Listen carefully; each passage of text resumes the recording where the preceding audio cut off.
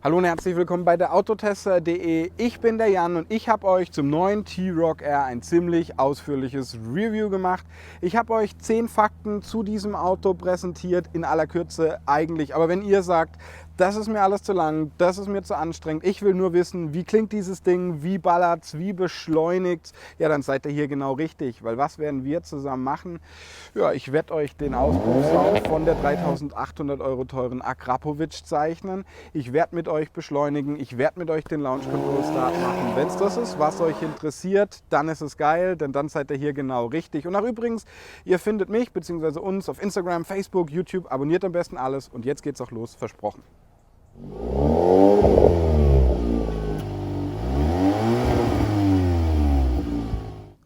Sprechen wir über eine Sache, die ihr ganz bestimmt nicht gewusst habt, nämlich die Air Performance Abgasanlage von Akrapovic ist das teuerste Extra bei diesem T-Roc. Teuerstes Extra, 3.800 € soll die kosten. Die ist mit dem Endschalldämpfer und dem doppelten Abgasendrohr hier in Titan ausgeführt. Ja, und ich werde sie euch natürlich gleich mal anmachen, aber so viel vorweg.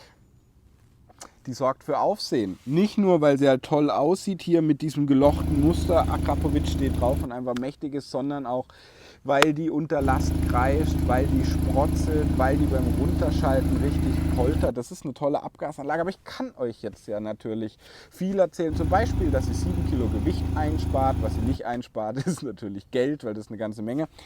Aber wisst ihr was, ich zeige es euch jetzt.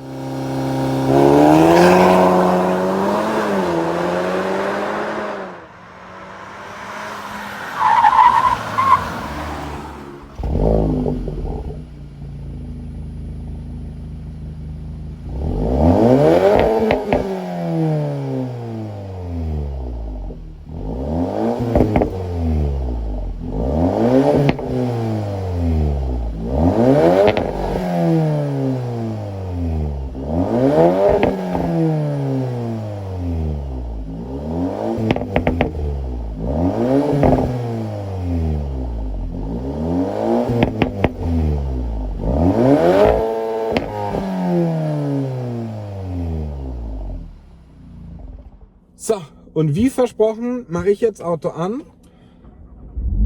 Wir schalten in den Race-Mode. Das bedeutet, der Auspuffsound ist auch auf Race. Bin einfach mal ruhig.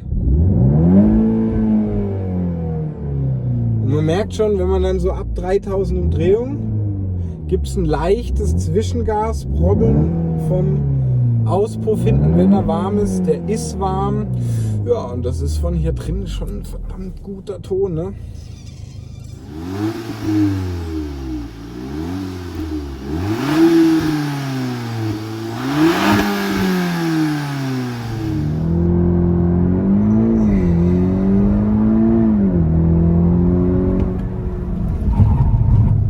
So, was wir jetzt machen ist, und da seid ihr wahrscheinlich gespannt ohne Ende drauf, der Launch Control Start. Dafür machen wir das Auto an. Ich schalte schön in den Race Mode, da würde ich dieses Auto sowieso gern drauf festtackern. Ja, was machen wir jetzt? Jetzt machen wir das ESC aus, lang drücken, ich glaube 3 Sekunden, dann geht's aus. Deaktiviert steht vorne. Wir schalten in die S-Gasse, beziehungsweise die manuelle Gasse, drücken mit links die Bremse, mit dem linken Bein, mit rechts drücken wir das Gas durch, gehen dann von der Bremse runter und das Auto sollte uns in 4,8 Sekunden nach vorne beschleunigen. Das machen wir jetzt mal, ich bin ruhig.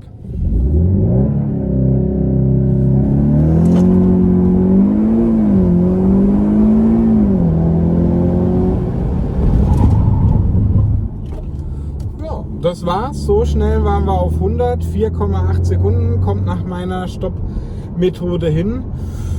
Und das ist dann schon echt schön, vor allem weil die Drehzahl bei etwa 4000 Umdrehungen festgetackert ist hier in diesem Auto.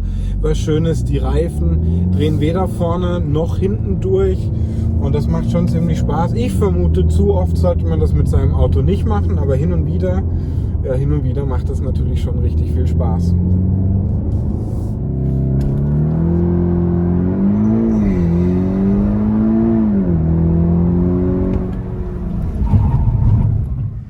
das war die T-Roc Air Action. Lasst mir gerne eure Meinung dazu da, wie ihr den Sound von der Akrapovic findet, was ihr vom Beschleunigungswert, vom Auto, vom Motor, vom Launch Control Start haltet, was ihr ja da drin euch vielleicht für einen anderen Motor wünschen würdet, vielleicht einen 5-Zylinder oder steht da auf den, der da drin ist, was ihr euch vielleicht im Plattformträger Golf 8 für einen Motor wünscht. Ja, ihr findet uns auf Instagram, Facebook, YouTube, abonniert am besten alles und dann sehen wir uns bald, Freunde.